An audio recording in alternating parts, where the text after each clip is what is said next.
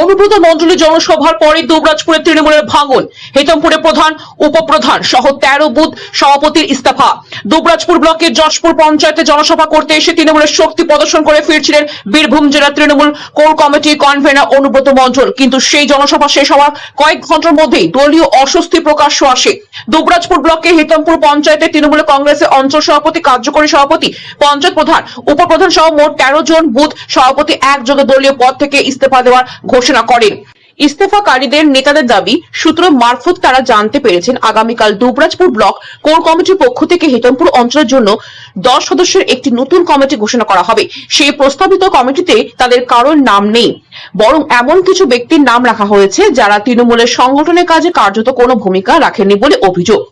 বলতে বিগত 4-5 মাস ধরে হেতমপুর পঞ্চায়েতে একটা অচল অবস্থা চলছে। পঞ্চায়েতে যারা দলীয় পদে ছিল তাদেরকে সরিয়ে কেউ বা কারা নিজেদের হাতে ক্ষমতা নিয়ে পঞ্চায়েতে চালাচ্ছিল। আপনারা দেখেছিলেন আমাদের এসআইআর দুটো ক্যাম্প হয়েছিল। 1 জানুয়ারি একটা পতাকা উত্তোলন নিয়ে ঝামেলা হয়। বিভিন্ন রকম ভাবে দুটো গোষ্ঠী যে আছে পঞ্চায়েতে সেটা মিডিয়ার কাছে প্রকাশিত ছিল। অনুব্রত মণ্ডলও এসে এখানে এসে বলতে বাধ্য হয়েছিলেন যে হ্যাঁ এখানে একটা ছোট্ট সমস্যা আছে, আমরা বসে মিটিয়ে নেব। তো আমরা দলের উপর আস্থা করেছিলাম। দল যে আমাদেরকে দিয়েছিল, নির্দেশ দিয়েছিল, সমস্ত কার্যক্রম আমরা পূরণ করেছি। যে কোনো মিটিং মিছিলে আমরা অংশগ্রহণ করেছি। বিগত 22 তারিখ আমাদের দুবরাজপুর ব্লক পার্টি অফিসে একটি কমিটি ডিক্লেয়ার হয়। তাতে আমরা উপস্থিত না থাকলেও কমিটিটা যাই হোক করে শোনানো হয়।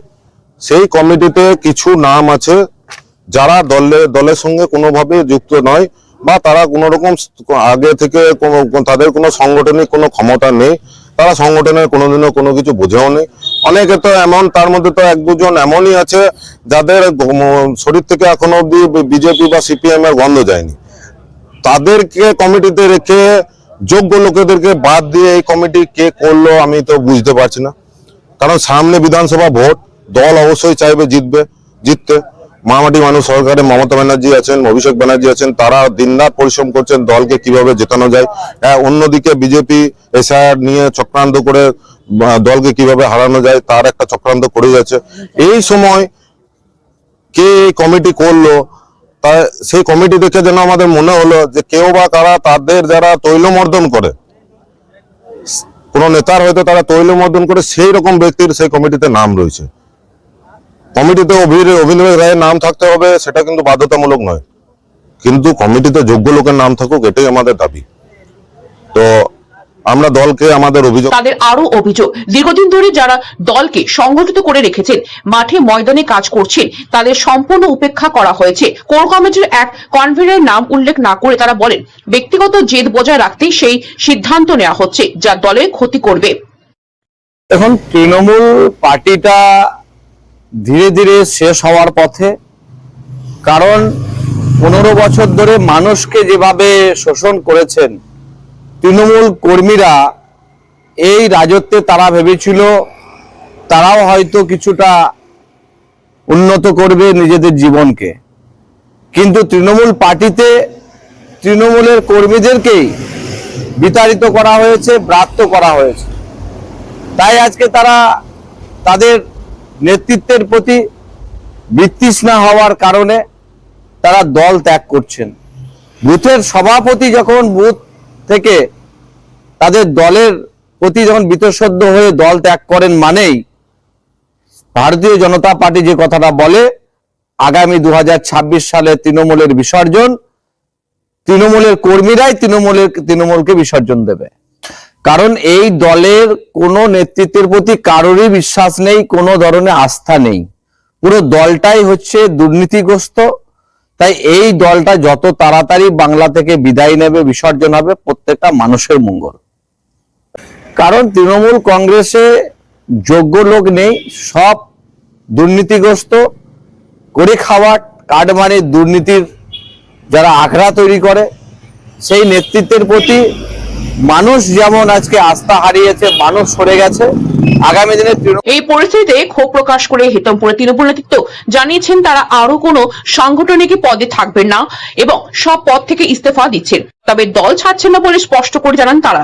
তাদের কথায়, আমরা তৃণমূল কংগ্রেসকেই ভোট দেব, কিন্তু কোনো সংগঠনই দায়িত্বে আর থাকবো না। দুবরাজপুরে অনুব্রত মণ্ডলের জনসভার পর এই ঘটনাকে ঘিরে রাজনৈতিক মণ্ডলে শুরু হয়েছে তীব্র আলোচনা। শেখ অলি মোহাম্মদের রিপোর্ট, জনকণ্ঠ টিভি নিউজ। ই রিক্সা রেজিস্ট্রেশন করে নিরাপদ পরিষেবা প্রদান করুন। রাজ্য পরিবহন দপ্তরের তরফে ই রিক্সা এবং টোটো রেজিস্ট্রেশন বাধ্যতামূলক করা হয়েছে। সেই মর্মে রাজ্য জুড়ে শুরু হয়েছে রেজিস্ট্রেশন প্রক্রিয়া। রাজ্য পরিবহন দপ্তরের তরফে রেজিস্ট্রেশনের জন্য নির্ধারিত সময়সীমা বাড়িয়ে আগামী 31শে জানুয়ারি 2026 করা হয়েছে। টোটো ও ই রিক্সা চালকদের কাছে আবেদন, সরকারি নির্দেশ মেনে চলুন, রেজিস্ট্রেশন প্রক্রিয়ায় অংশ নিন।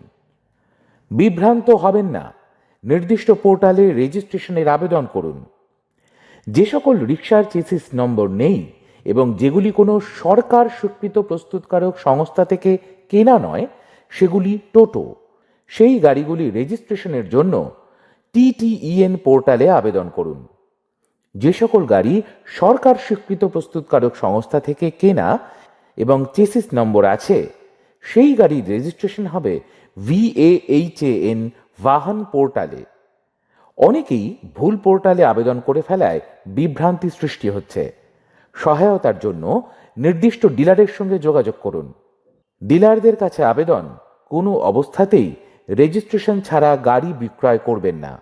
পাশাপাশি যাত্রীদের কাছে বিশেষ অনুরোধ, রেজিস্ট্রেশন না থাকলে ই রিক্সায় চড়বেন না। সহায়তায় Bengal electric vehicle association. Phone number 9433160433, 8777786055 এবং 9619163942।